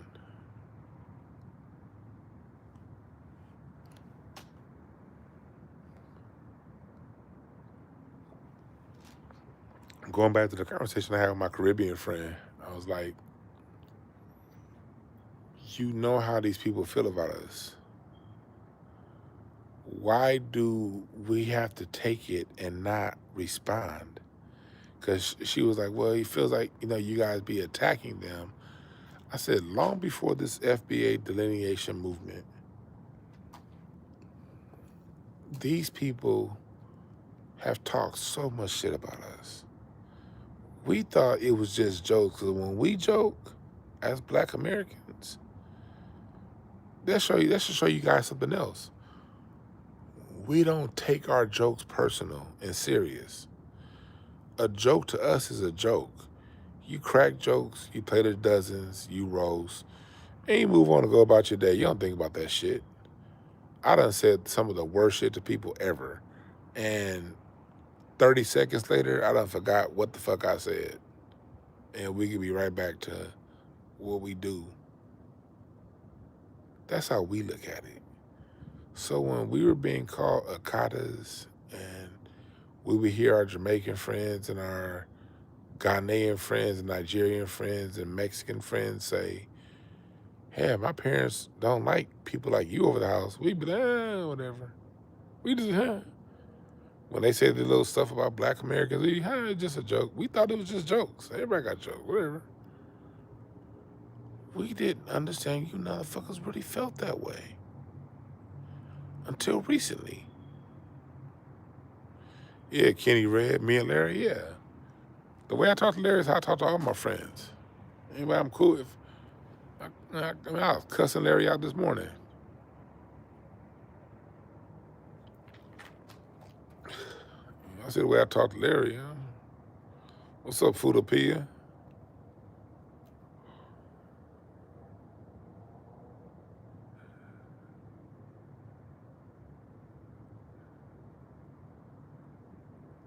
And so we just got to deal with the fact that people, if somebody has an issue with you standing up for who you are,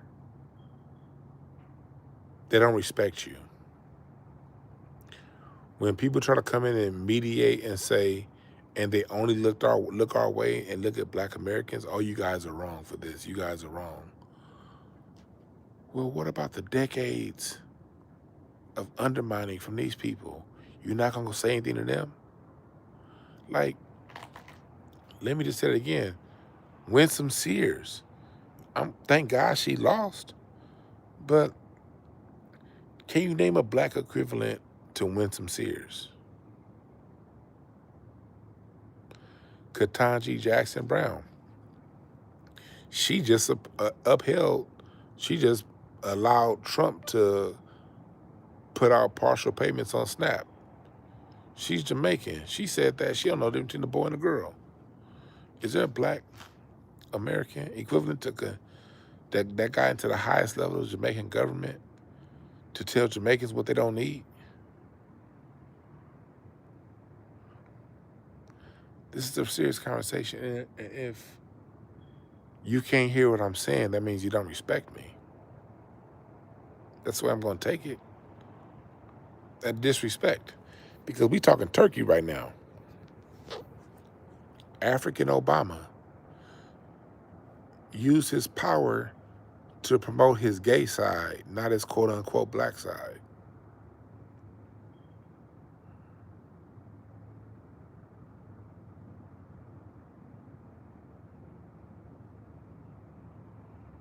We're only people who get people who look like us.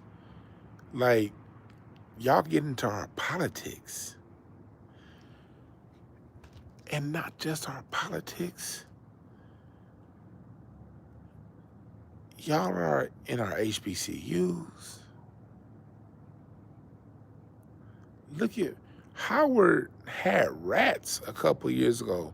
Have y'all been paying attention to all them student protests that's been going on at Howard over the last 10 years? And is anyone drawing a connection to where those are not black Americans that are running Howard anymore? You're seeing a lot of turbulence over at Howard. But who's running Howard? It ain't us. The ratchet imagery at Essence Fest? Who the fuck would invite Nicki Minaj to Essence Fest? See, culturally as black Americans, when it comes to our music, we have always had a fine line between our music and what the other people push out as our music. We understand the sacredness of Gladys Knight. She's sacred to us. Frankie Beverly. These people are sacred. We delineate between them and a Nicki Minaj, a Cardi B, a Foxy Brown. We don't even like. It's like Essence Fest. We don't even really want rap there. We'll do Common. We'll do Q-Tip. But we really don't even want rap there. We want live music, live bands, high vibrational. Because we need that culturally. Our culture yearns for that soul. That's why you can have 500,000 people at Taste of Soul on Crenshaw and nothing happens. Because Cameo is playing. The Mary Jane Girls is playing. Kim is playing. But y'all come up in here and y'all bring Nicki Minaj. And we not supposed to say nothing? Black folks, they was talking shit about us, calling out Essence Fest. Look at these white folks right now. Look at what they're doing to Vivek Ramaswamy. Look at what they're doing to, what's that dude name? Cash Patel. Ramaswamy put up a picture of him and his family, and they calling him all kinds of Muslims. You ain't Christian, you ain't American. White folks shot Charlie Kirk. We ain't doing that.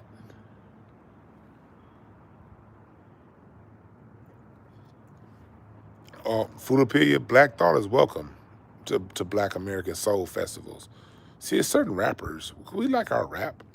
Black Thought, Common, it's certain vibrations of rap that's welcome to the R&B party. Queen Latifah. But we're very, very nitpicky about what kind of rap we allow into these live venues, music spaces. Yeah, no ratchetness. We don't celebrate ratchetness. Our culture don't celebrate ratchetness. But look at what happens when the African comes in to run Essence Fest. Ratchetness on that stage. Janelle Monáe and twerk contest.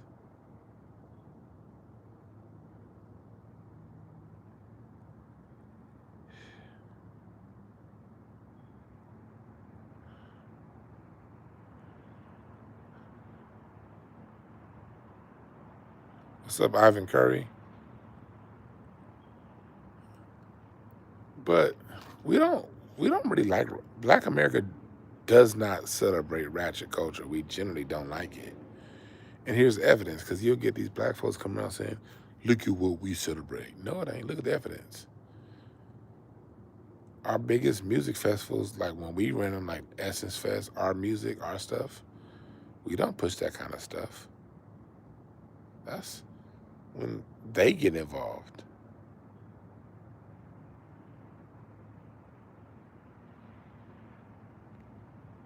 We don't really like ratchet. We really don't. That's the culture that people who associate with us like. That's their shit. That's not our shit.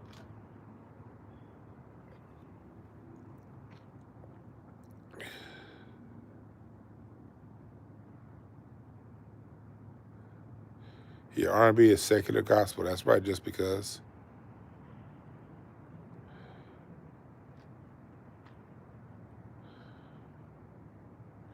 Oh yeah, that New Edition tour. That's about to be a big ass family reunion.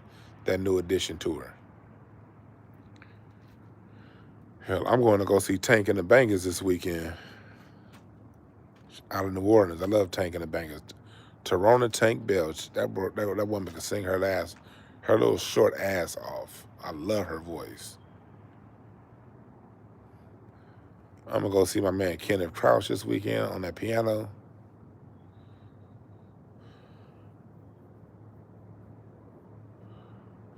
Like, look at LA, for instance.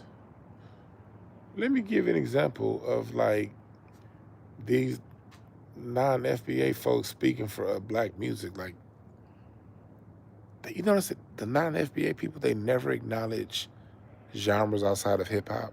Fat Joe, Busta Rhymes, these people, they only recognize hip hop. I remember when Academics was talking about LA music, he said don't include Tyler, don't include Doja. Like, no, even though they're non-FBA, they're still LA music scene. And do y'all know that Doja Cat? I found this out from my man Joseph Lionberg. Do y'all know that Doja Cat grew up in Alice Coltrane's ashram? Do you know, I was like, Doja? He was like, yeah, she was in Alice Coltrane's ashram. But look at what we as foundational Black Americans pushed out of LAO2. We didn't just push Kendrick to the top. The top jazz act for the last decade is Kamasi Washington.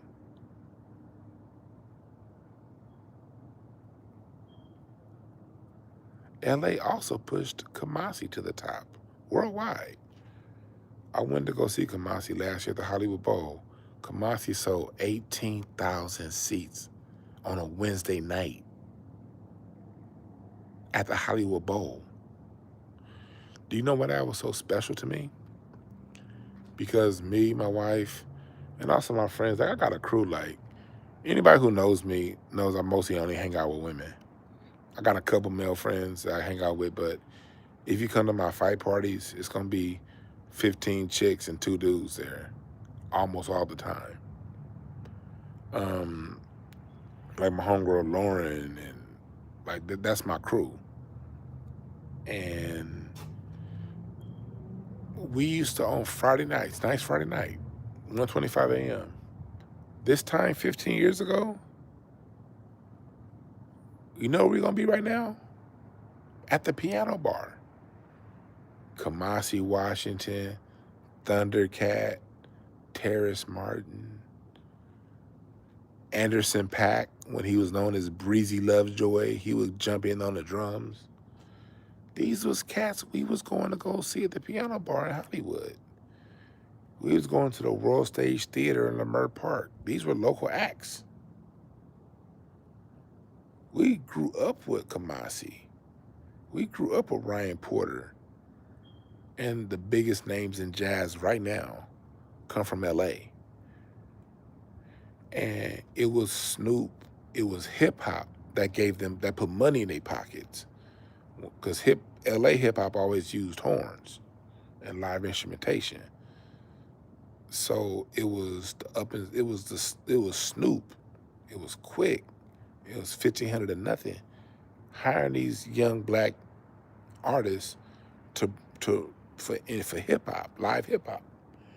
And they saved their money up and made their own records without the record industry needing them, without them needing the record industry. And now, but LA raised that.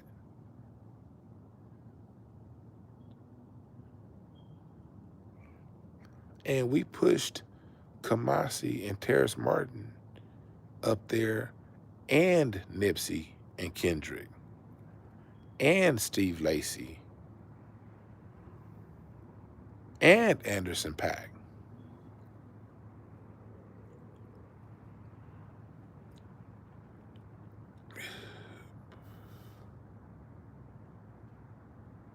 Fuda Pig, you funny.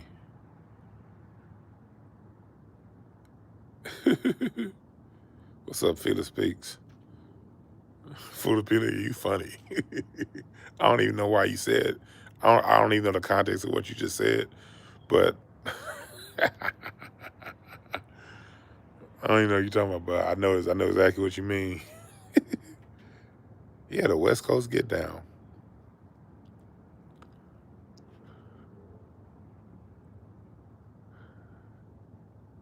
We push that.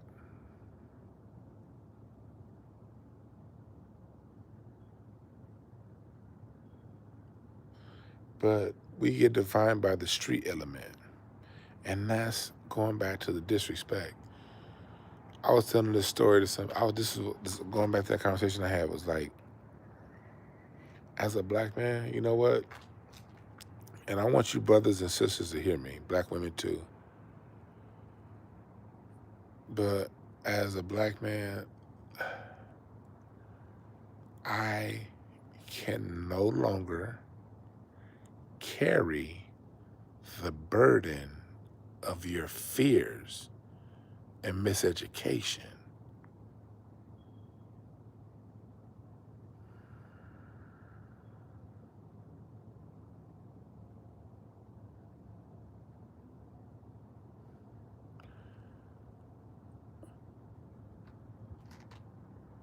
As a black man, look, I'm 6'2", 300 plus. I've been 300 plus since I was 17. I've been 6'2", 300 plus since I was 17.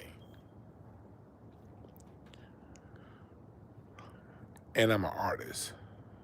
So as an artist, I'm sensitive, meaning I can feel out my environment. And when I go places, I can feel the fear people have when I walk up. I feel it. I have a rule. I don't get in the elevator with people. Now, if I'm going down and getting in the elevator with me, then I just got to take it. But I was in Sacramento last month.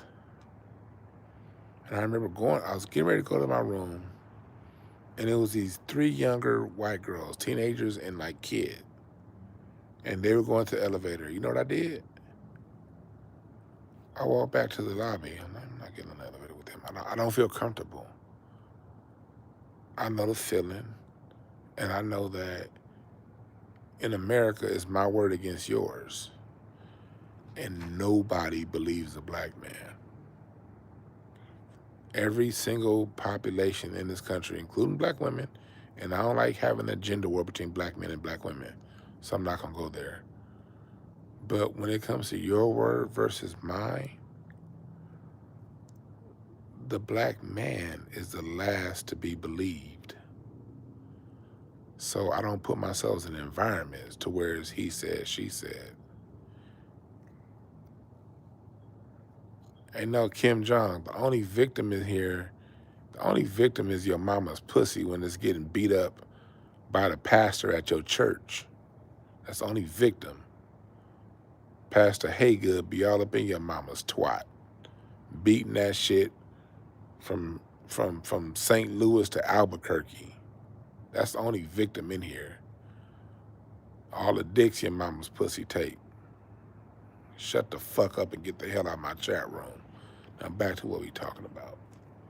As a black man, I understand if it's my word versus yours, I'm going to be the last to be believed. And that's a burden that I got to, that I'm no longer, I don't, like that, since that's a reality of my life, I used to carry the burden of, you know what I'm going to do? I'm going to speak lighter. Chat room, fellas, ladies, y'all know what I'm talking about. As a black person, you feel like you got to, you know, raise the tone of your voice. I'm going to raise the tone of my voice. I'm going to needle around. I'm going to circle. I'm not going to be direct. I'm going to be accommodating. And you live your life as an accommodating ass nigga. Only to one day realize no matter how accommodating you are, you're still seeing how you're seen.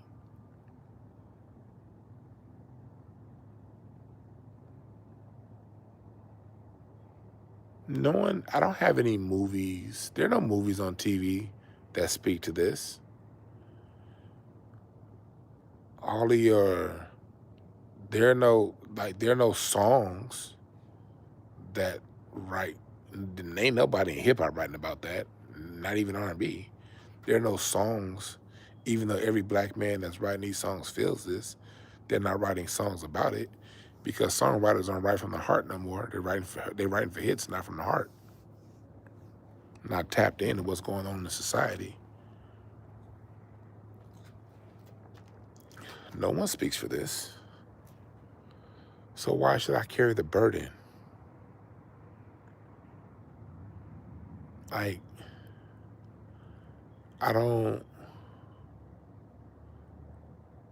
we as black people, like going back to Sacramento, right? So I was about to go back and get on the next elevator, And then this old white couple came. I'm not getting on the elevator with them. I just didn't. I'll wait till the shit clear out, and I wait. I don't want to deal with it. I'm sitting out here in my alley right now. It's like my neighborhood's being gentrified. So I be on my barbecue grill right here, and people be coming through. This Ethiopian lady that comes through. She be walking through, and she just be looking at me like she's scared. Like, bitch, I got a $5,000 French bulldog right here, and I'm on my barbecue grill. I ain't about to rob you. But she, every time she walks by, like, I'm tired of that shit. We as black people, we have to take on the burden of all the negative stereotypes that the media pushes out. So, and we have to deal with that no matter how nice we are, no matter how accommodating we are. We got to deal with it. So with that being said, I don't give a fuck anymore. I'm going to be me. I don't smile. Now, if you treat me with respect, I'll treat you with the utmost respect. But I live in my own world now. I don't look at people. I'm in my world. And if you cross my path and you do some shit that makes me feel a certain way, the gloves are off.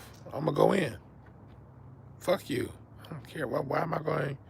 Why should I take on the burden of lowering myself and sacrificing myself for someone who don't respect me?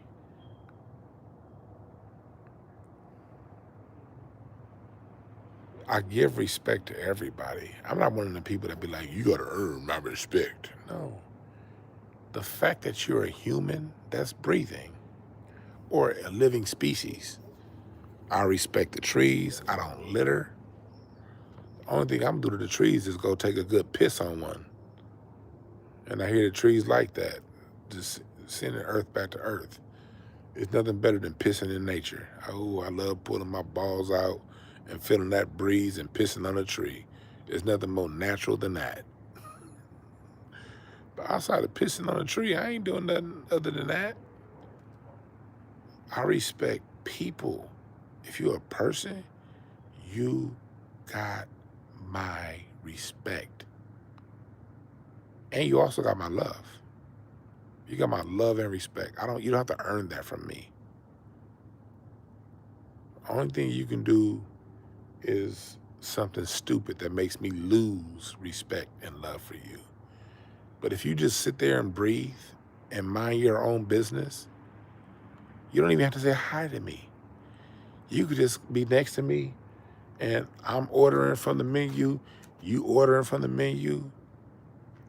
As long as you don't disrespect me, you have my love and respect.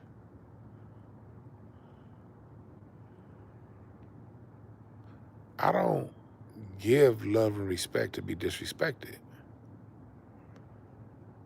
Have a good one, Sinister. I don't give my love and respect to be who. If that's how you feel, that's your choice. Well, fuck you then.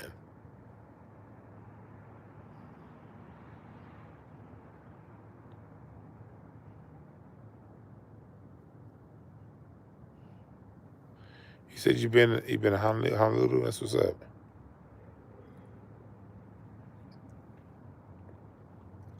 Luckily for me, I've had a very beautiful life. I don't have too many people that come to me. I'm very respected where I go. But when I run across people who want to still do this to me, so what?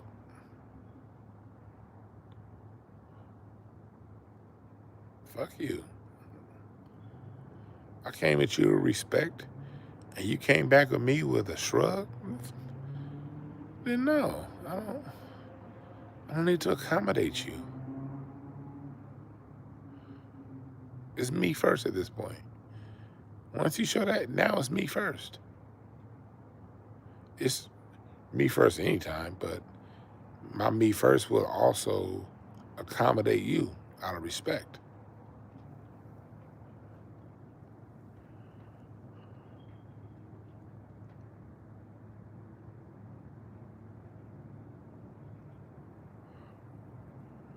It's all about respect.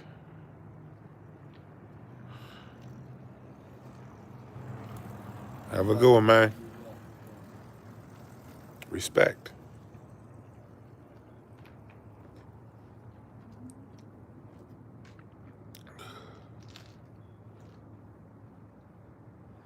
And I don't want to be here all night. Well, I ain't with it. Shit, it already is all night.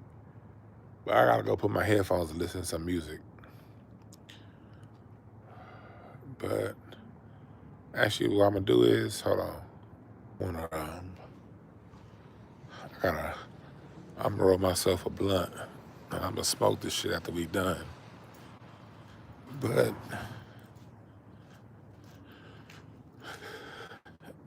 give respect, give love.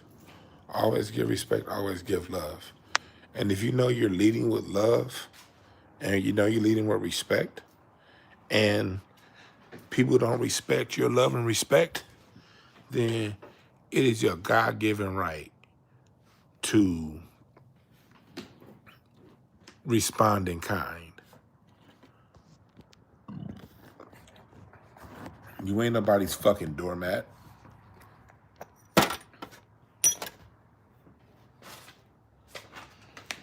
Gotta put that mullein with your weed.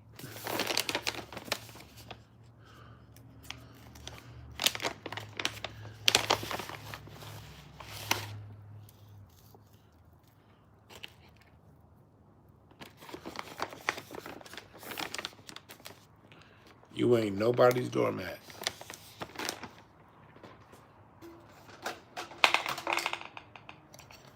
This is my gumbo jar.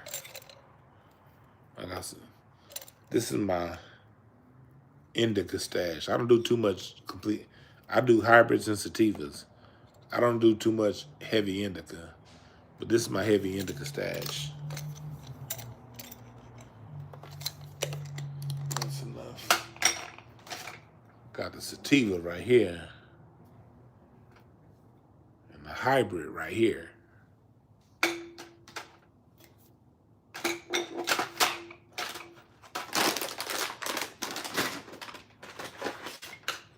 Also got some of them shrooms.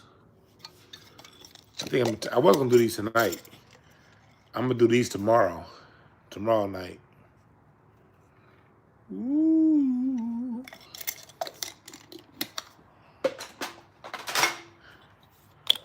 Or these. I like these too. These got that blue. This is how you know I'm gonna get some visuals with these. These are albinos with that blue streak. I'm gonna get some visuals with these. But I digress.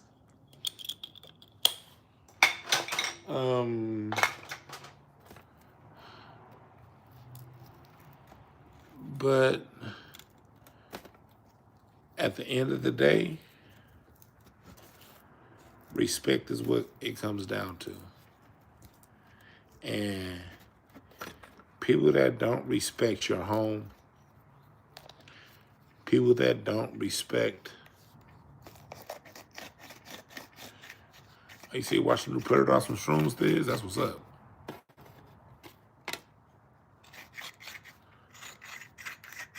It's no need to accommodate. Here's the thing, y'all. Once you identify somebody don't respect you, guess what? It's your job to not whine. Because some people be like, why don't you love me? Why don't you respect me? It's not your job to do that.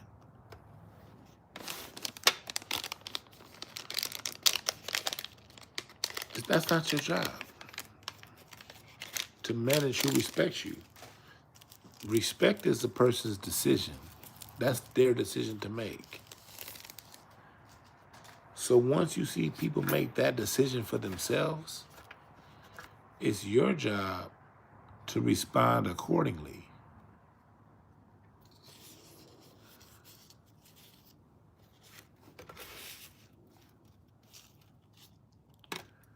And I ain't talking about fighting and shooting and none of that bullshit. I'm just saying, once it's been established that somebody doesn't respect you, no matter what you've done, even though they're living on your land, then move on and just do you regardless. Just do you. Just be you. Do you.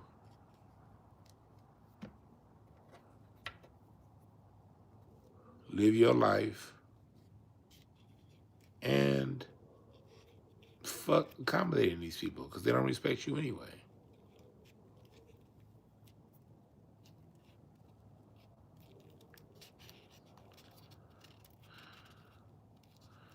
Fuck people that don't respect you. And if they don't respect your humanity and your right to call yourself who you are and name who you are, then they don't respect you. They don't respect you. They don't deserve you accommodating them. Period.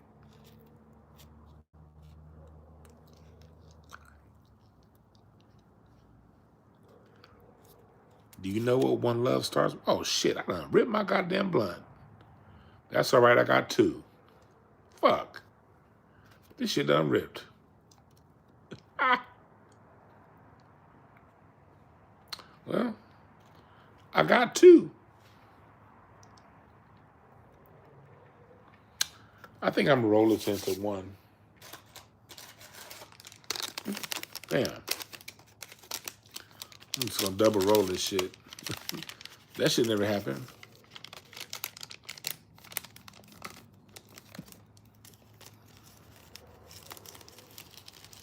I'm such a good blunt roller. Shit like that don't be happening.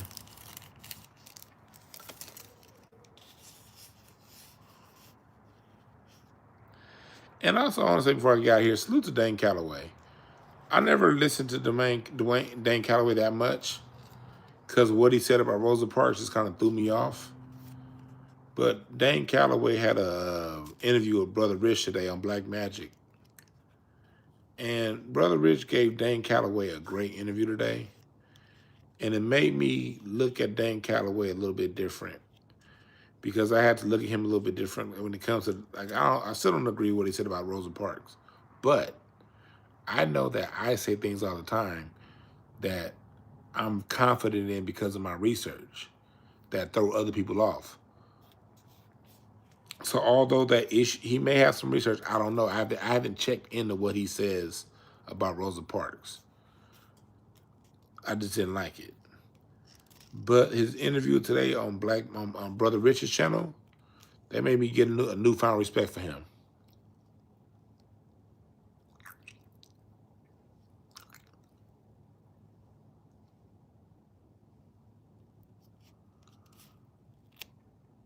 It just happened again. The fuck is going on? Maybe that spirit saying, it's probably spirit talking. It's probably spirit saying, only smoke half this shit tonight, nigga. I don't know. Whatever, we gonna go with it. This shit never happens, but whatever. Again, I got two blunts, so whatever.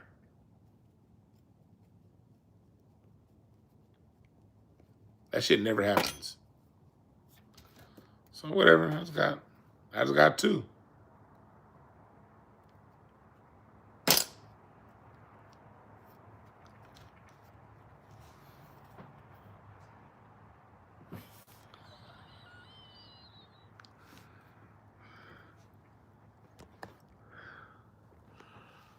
Yeah, I'm gonna smoke a mini blunt, Tyler. You right.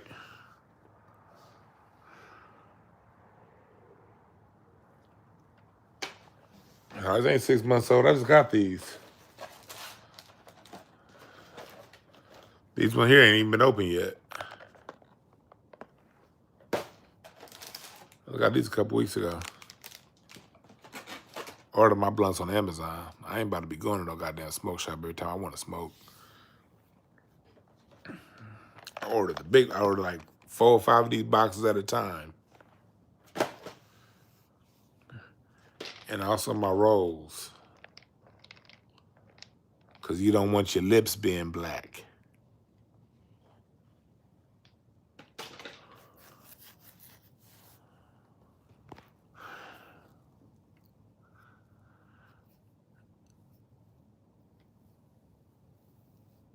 Terry Jones, because that damn skunk might be around. Yeah, I switch brands up. I do these Royals now, these Willows. I be doing these now. It's still hemp though. I still fuck with hemp. I can't do tobacco.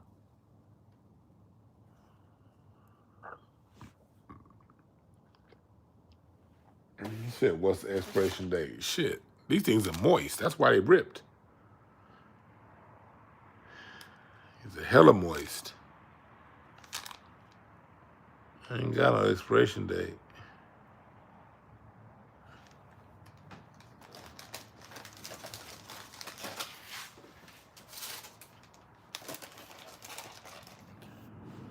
See Miles Davis? See Frankie Beverly?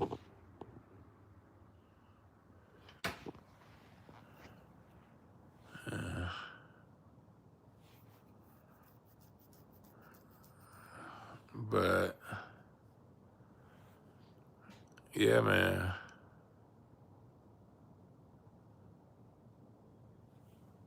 But like us as people, man, we gotta we can't take disrespect. People don't like the delineation because they don't respect us. And people don't respect you, it means you can't consider them anymore. You just gotta do what you're gonna do. I'm about to get up out of here. Feeler speaks. Feelers, appreciate y'all. I'm out. Next class Sunday on Patreon. Next class is on Sunday on Patreon. I teach our music history so we can be very clear on why we have to have cultural pride. Brooke, just because I appreciate y'all for saying Terry Jones, y'all have a good one. We out. All right, Wally, I got you.